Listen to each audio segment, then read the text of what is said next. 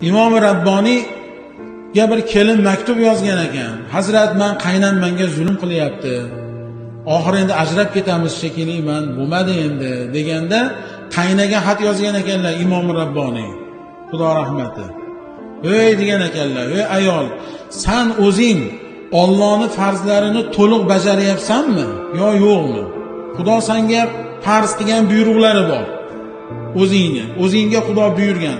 Unda sen ixtiyorli emassan. Xohlasang ham, xohlamasang ham uni qilishga majbursan farzni.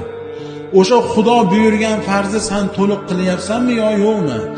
Agar to'liq qilayotgan bo'lsang, uni ham meni gapimni qilasan, majbursan deyishga haqqing bor. Agar to'liq qilolmayotgan bo'lsang bandalikda, o'shanga qarab turib buyruq qilgin degan.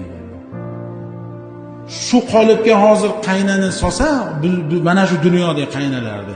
Bittasi ham bu qolipga chiqib tushmaydi. Chunki birartasi Xudoning farzini to'liq bajarolmaydi. Yo namozida nuqson bor, yo ro'zasida nuqson bor, yo pokligida nuqson bor, yo erining haqqiga rioya qilishida nuqson bor.